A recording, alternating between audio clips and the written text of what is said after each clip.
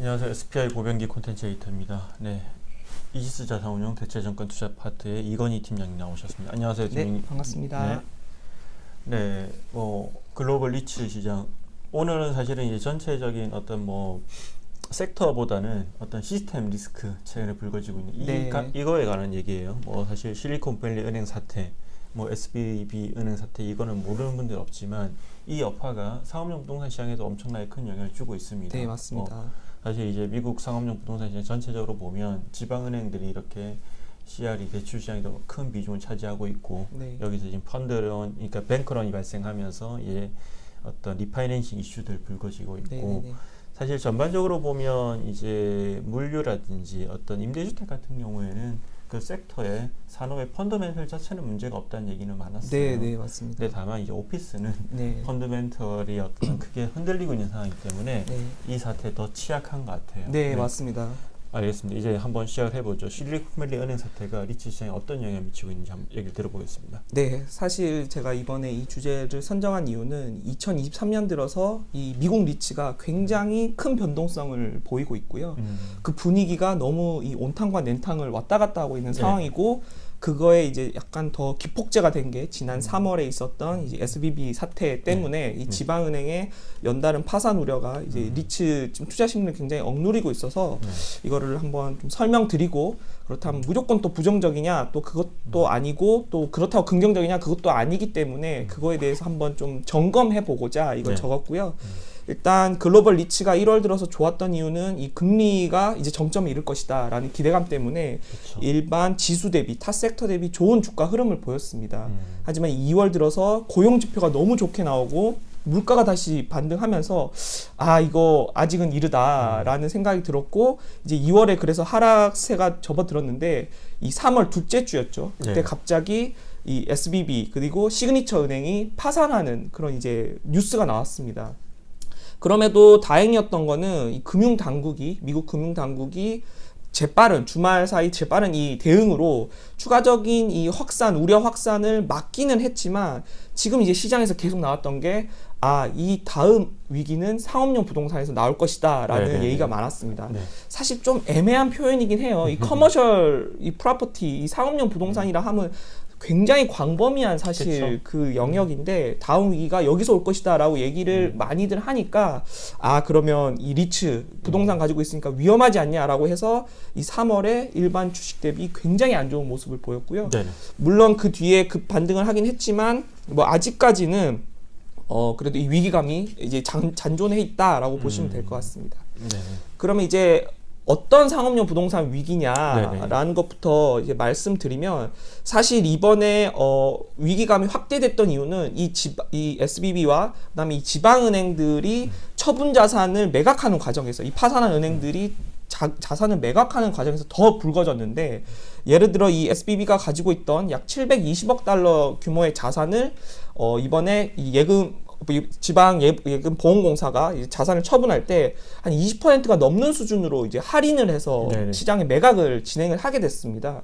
근데 그 720억 중에 약 한 165억 달러 정도의 이제 할인이 있었고, 근데 이 처분 자산 중에 약 130억 달러가 이 부동산 관련 자산이었어요.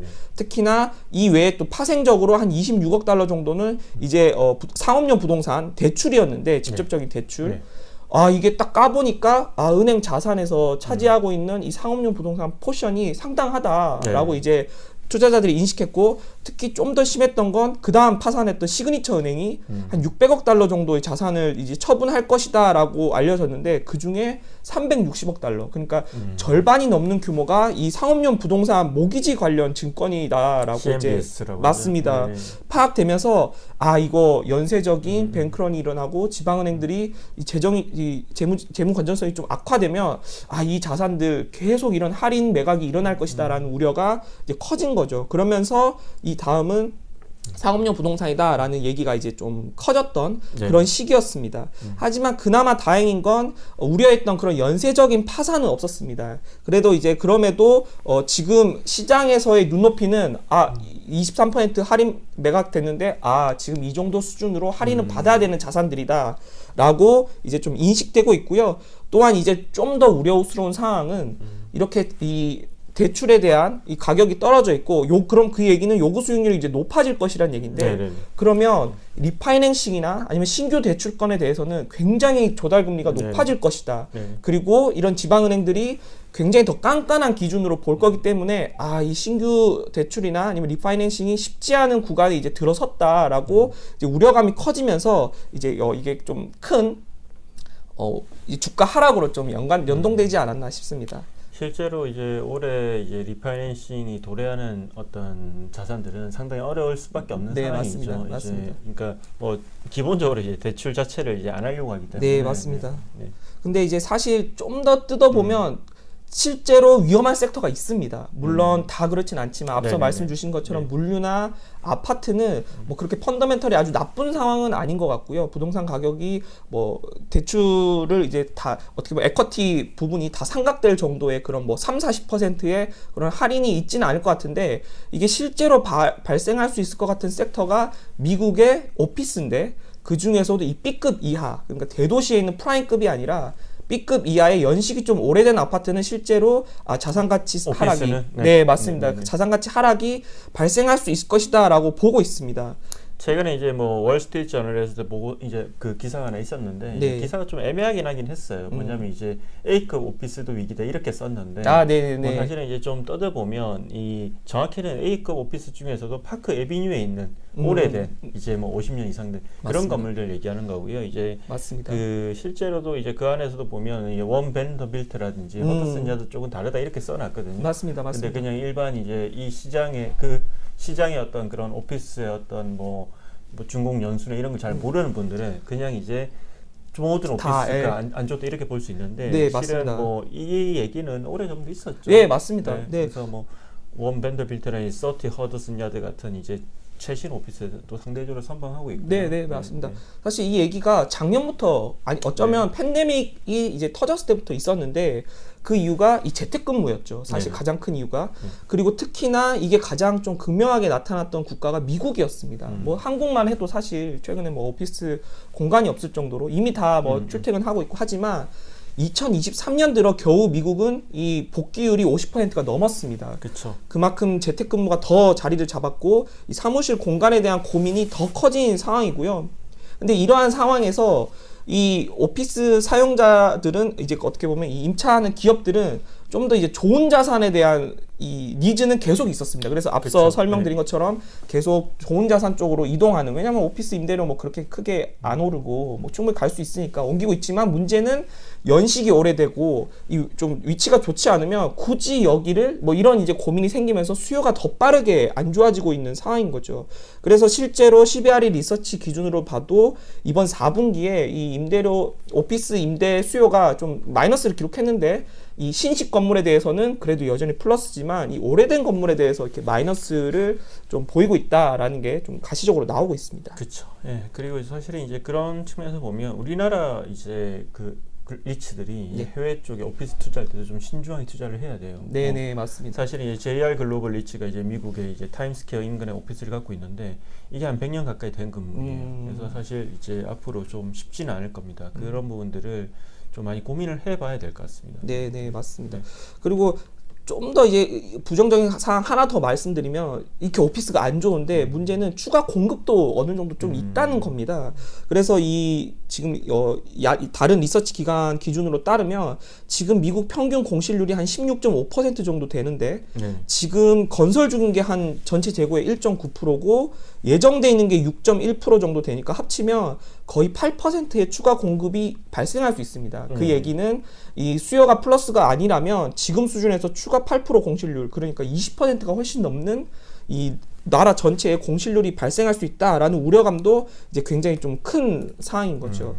그래서 이제 이거 관련해서 제가 하나 이제 본 리서치 자료가 모닝스타에서 나온 그렇다면 지금 어느 정도의 이 상업용 부동산 부실이 있냐 네네. 실제로 라고 조사한 리서치가 하나 있어서 이거를 마지막으로 이제 말씀드리면 얘네들이 121개의 트로피 자산 네네. 그러니까 A급 이상 가장 좋은 부동산 이 자산에 대한 대출권으로 이 캐시플로우를 파악해서 어느 정도 지금 부실률인가를 한번 시나리오 테스트를 해봤습니다. 네.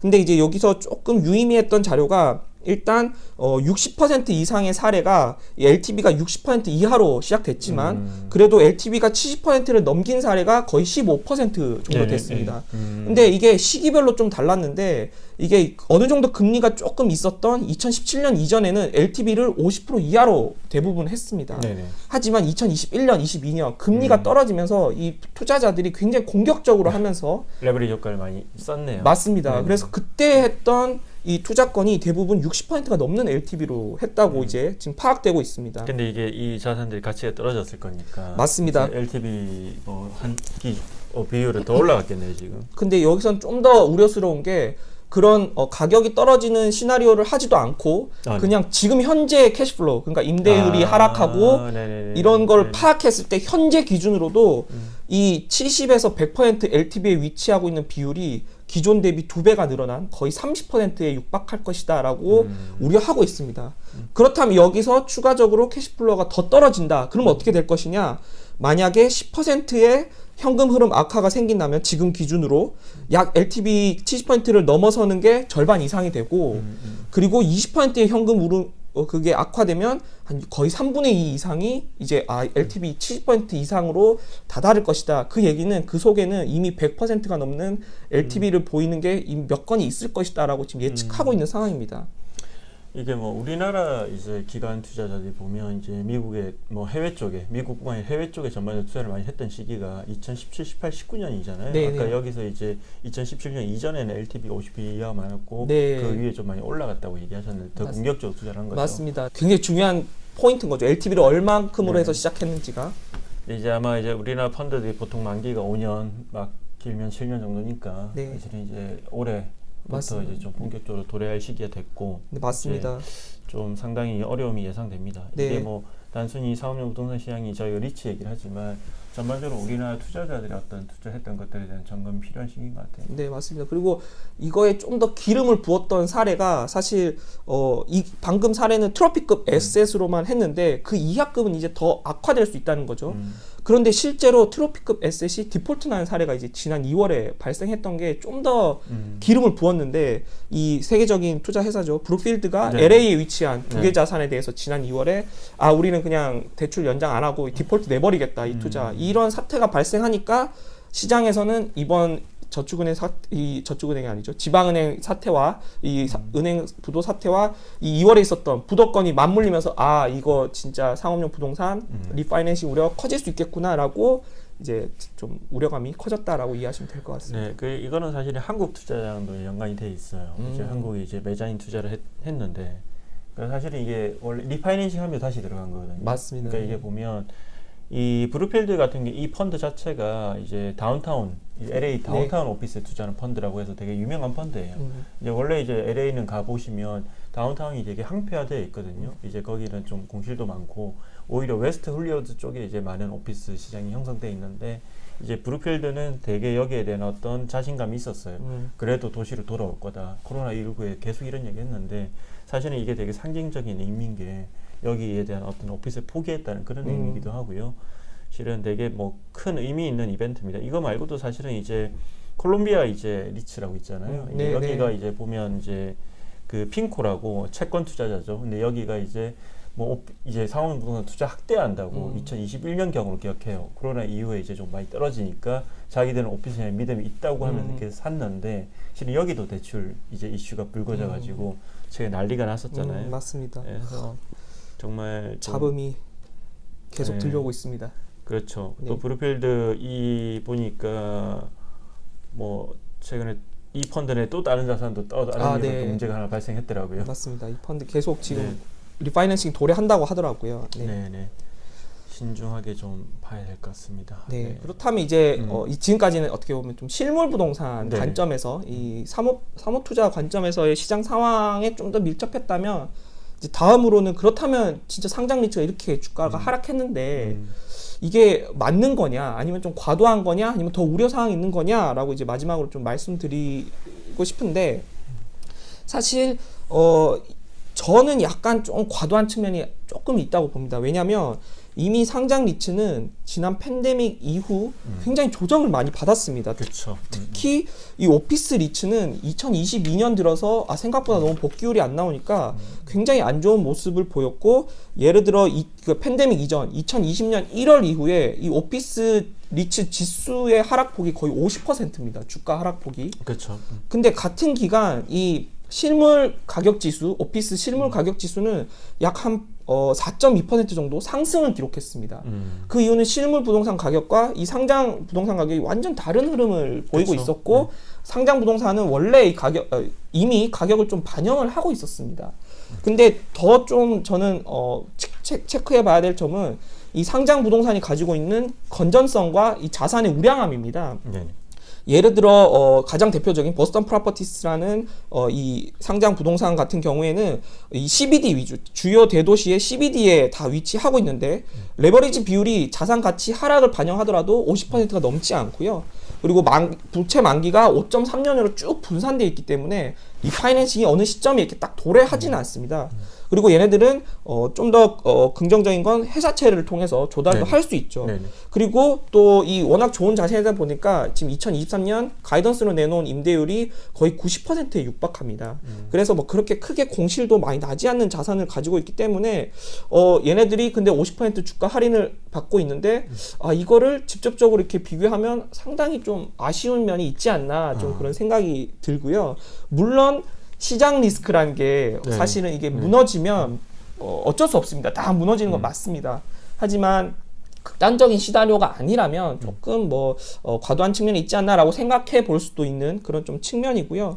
그 지난주에 이제 뭐 글로벌 리츠 투자 많이 하는 기관 투자자 그런 얘기를 했거든요. 네. 어찌 보면 이제 상장 리츠가 지금 제일 티가 많이 나고 있어요. 이런 맞습니다. 이제 상업용 부동산 시장에서 이제 사모도 있고, 또 이제 비상장 사모 펀드도 있고, 맞습니다. 비상장 사모 리츠도 있고, 상장 리츠가 있는데, 상장 리츠가 제일 이렇게 시장의 어떤 변동성에 노출이 제일 많이 되어 있고, 맞습니다. 티가 많이 나는 게, 뭐 이를테면 사모 오픈엔드 펀드 생각해 보면 여기도 많이들 판매하려고 줄 서 있거든요. 맞습니다. 기관들이. 맞습니다. 근데 이거는 사실은 이제 보면 티가 잘 안 나요. 기관들도 기관들이니까. 뭐 이제 판매를 하고 싶다고 바로 할 수 있는 것도 아니고, 사실은 또 잘 일반 개인들은 알 수도 없고, 티가 안 나고, 그나마 상대적으로 좀 티가 나는 게 블랙스톤의 비리츠인데, 이제 비리츠 같은 경우에는 이제 비상장 사모 리츠라고 저희가 부르잖아요. 개인 고액 자산으로 투자를 할 수 있는데, 여기가 개인들이 또 기관보다 좀 더 민감하고 맞습니다. 민감도 높고 또 이게 티가 많이 날 수밖에 없는데, 그보다 더 티가 나는 게 이제 상장 리츠거든요. 그러다 보니까 좀 과도한 그런 측면도 있고요. 네, 맞습니다. 그래서 이제 또 실질적으로 그런 얘기 하더라고요. 이제 물론 이제 개인 투자자와 기관 투자자들은 이제 상장 리츠를 보는 어떤 관점도 다를 수밖에 없어요. 개인들은 어찌 보면 또 상장 리츠만 보고 판단할 수 있는데, 기관들은 부동산 투자라는 카테고리 안에서 이제 사모도 있고 이제 상장 리츠도 있잖아요. 그러니까 상대적으로 상장 리츠가 더 매력적으로 보일 수 있다, 이렇게 얘기를 할 수 있거든요. 맞습니다. 실제로 아까도 잠깐 그 얘기 하셨는데, 미국 오피스 리츠 우리가 난리라고 하는데 워낙 이제 대표적인 리츠가 많아서 그렇지, 전체 리츠 시장에서 미국 오피스가 네. 그렇게 큰 비중을 차지하고 있지는 않아요. 맞습니다. 네. 사실 네. 미국 전체 리츠 이 지수 시가총액 지수 기준으로 봤을 때 이 오피스 비중은 5%밖에 되지 않습니다. 네네. 그래서 이 우려를 사실 전체 리츠로 확대하는 건 조금 우려감이 있고요. 또 이 상장 리츠는 제가 이제 지난 촬영 때도 말씀드리고 하지만, 재무 건전성을 지난 2008년 금융위기 이후로 굉장히 잘 구축해놔서 LTV 수준도 30% 초반에서 지금 계속 유지되고 있고, 또 이 조달하는 방식을 대출이 아니라, 담보대출이 아니라 이 회사채를 통해서 자본시장에서 하고 있기 때문에 생각보다 굉장히 유연하게 가고 있습니다. 그 이제 예로 이제 말씀드릴 수 있는 게, 이 SBB 사태가 터진 이후에 3월 말에 프로로지스가 회사채 발행을 성공했고요. 네네. 그리고 또 다른 그 물류 리츠인 남부 캘리포니아 쪽에 자산을 가지고 있는 렉스포드 인더스트리얼도 이번에 이제 자금 조달을 회사채를 통해 성공을 했습니다. 네네. 그럼 이제 물류 리츠만 이렇게 하냐? 아닙니다. 그 개인 창고인 엑스트라 스페이스 스토리지도 이번에 5년 만기 회사채를 성공적으로 조달을 했고요. 근데 이제 금리는 어떠냐라고 봤을 때, 이번에 프로로지스가 10년 만기로 조달한 걸 보면 4.75%로 조달을 했는데, 작년 9월에 했던 게 4.625%였습니다. 그러니까 지난 6개월 넘는 기간 동안 사실 기준금리 많이 올랐지만 이렇게 조달금리는 크게 오르지 않은 상태에서 계속 지금 성공적으로 자금 조달을 하고 있습니다. 그래서 다른 섹터로까지 이렇게 신용 경색을 우려 해야 되나라는 걸 이제 조금 볼 수 있는 상황이고요. 그 얘기하신 분 있더라고요. 이게 사모가 보면 사모 펀드 기관들이 하는 거 보면 이제 전통적인 섹터 있잖아요. 네. 뭐 오피스라든지 리테일 이런 데 많이 노출이 돼 있는데 네. 그러다 보니까 이제 아까 저희가 잠깐 이제 상장 리츠는 오피스 비중이 5% 정도밖에 안 된다고 했잖아요. 맞습니다. 그러다 보니까 이 시기에 오히려 상장 리츠 투자를 해서 예. 포트폴리오를 이제 리밸런싱 하겠다 이런 생각을 가진 기관 투자자도 있긴 하더라고요. 네, 네, 맞습니다. 사실 충분히 눈을 돌려볼 만한 그런 가격 수준이고요. 뿐만 아니라 이 리츠 자체에서도 지금 국면을 좀 기회로 보고 있는 리츠들이 좀 보이는 것 같습니다. 그래서 이제 뭐 예를 들면 싱가포르에 있는 이 메이플트리 로지스틱스 트러스트라고 이 아시아 태평양 지역의 물류 자산을 가지고 있는 리츠인데 얘네들이 3월 30일 날 유상증자를 하겠다고 발표를 했습니다. 네네. 사실 이런 상황에서 유상증자는 보통 주가가 크게 하락하는 요인이 될 수 있는데 오히려 성공적으로 모집하고 싶은 자금이 약 한 원화로 치면 약 9천억 달러 정도, 9천억 원 정도 됐는데 이거에 3.9배에 이르는 모집 자금, 이 청약을 받았을 뿐만 아니라 모집한 이후에 주가가 더 상승하는 그런 모습을 보였습니다. 그 얘기 즉슨 투자자들은 이런 시기에 오히려 이 매수하기 오히려 더 쉬운 시기인 거죠. 네네. 상장 리츠가 이렇게 자금 조달력을 확보해서 자산을 매입한 다음에 장기적인 성장을 하는 걸 투자자들은 긍정적으로 보고 있다라고 볼 수 있고요. 그리고 마지막으로 앞서 이제 회사채를 발행했다고 말씀드린 이 렉스포드 인더스트리얼 같은 경우에도 이 조달한 회사채로 이번 2월, 3월 해당 지역의 신규 물류 창고를 매입을 했습니다. 그런 걸 보면 저는 시장에서는 이렇게 상업용 부동산 우려스럽다 뭐 이렇다 하지만 이 리츠를 운용하는 이 입장에서는 상장 리츠 입장에서는 오히려 이럴 때를 매수 기회로 보고 좀 자산을 확보하는 그런 행보를 보이는 게 조금은 인상적이더라고요. 물론 이 전략이 맞는지 틀린지는 시간이 가봐야 알겠죠. 뭐 진짜 더 이 시장 위험이 더 악화되면 이 자산 매입이 오히려 악수가 될 수 있겠지만 이렇게 자신감을 갖고 하는 거에 대해서 저는 조금 놀랍다라고 좀 느꼈던 시기였습니다. 실제 MLT는 이제 보면 8개 자산 인수하잖아요. 네, 맞습니다. 그 전에 이제 그 안에 이제 서희천 물류센터라고 해서 이제 한국에도 있는 자산이 있는데 이게 보면 이제 서희천은 좀 다소 비싼 가격이긴 해요. 이제 캡레이트 수준이 들어보면 한 4% 중반이니까 맞습니다. 최근에 이제 한국의 어떤 물류센터 캡레이트가 5% 중반 정도 한다고 봤을 때 뭐 그 이상도 하고요. 네, 봤을 때는 맞습니다. 상당히 좀 비싼 수준인데 결국은 이제 보면 이제 아시아 전체 포트폴리오를 보고 인수를 한 거고 맞습니다. 이제 이 상황 속에서도 사실은 이제 충분히 매력적인 포트폴리오를 확보해서 이제 성장하겠다 이런 의지가 보이고요. 사실 이 부분이 우리나라 리츠도 좀 없는 부분이긴 해요. 네. 사실 이제 금리 인상 이 여파에 대응하느라고 맞습니다. 다른 걸 할 수가 없는 상황이라서 그게 이제 어찌 보면 뭐 금리 어떤 이 파이낸싱 이슈도 리츠가 신경 써야 될 이제 중요한 이슈지만 맞습니다. 또 어찌 보면 리츠의 어떤 본연의 경쟁력은 그 포트폴리오에서 오는 거잖아요. 네, 맞습니다. 이런 부분들은 참 한편으로는 부럽기도 하고 네. 한편으로는 우리는 좀 아쉽기도 한 그런 상황입니다. 맞습니다. 상장 리츠 시장이 많이 이제 변동성이 많은데요. 크기도 한데 근데 분명히 이제 기관 투자자들 만나 보면 이제 여러 가지로 이제 긍정적인 측면을 보는 것도 있더라고요. 이제 말씀하신 좀 과도한 측면도 있고 그리고 지방은행 사태가 뭐 앞으로는 좀 그게 좀 그 이슈는 없다고 봐야 됩니다. 사실 지금은 빠른 당국 대응 때문에 조금 잦아들고 있긴 하지만 그래도 지금 시장에서 계속 우려하고 있는 거는 이제 뭐 지난 모건 스탠리 자료도 있지만 이제 미화로 하면 약 1.5조 달러 되는 규모가 2025년 말까지 이 만기가 도래한다. 그러니까 리파이낸싱을 해야 될 그 필요가 있기 때문에 과연 그 자금을 누가 받아줄 것인가라는 우려는 좀 계속 있을 것 같긴 합니다. 그래서 뭐 사실 완전히 불씨가 꺼졌다 이건 아니고요. 아직도 좀 남아서 타오르고 있기 때문에 가장 중요한 건 이 투자 심리 그리고 향후 금리가 어떻게 움직일지 이런 것들이 계속 모니터링 해야 될 사항들이 아닌가 싶습니다. 참 요즘 하도 많이 바뀌어가지고 네. 당장 이제 다음 주를 예측하기도 쉽지 않은 상황이지만 어쨌든 이제 최근에 일어나고 있는 이런 이슈들을 전반적으로 전해드렸고요. 네, 맞습니다. 네. 한번 이제 전체적인 상황도 중요하지만 또 개별 섹터별로 좀 더 이제 많이 살펴보시면 좋을 것 같아요. 맞습니다. 네. 이상입니다. 고맙습니다. 네, 감사합니다.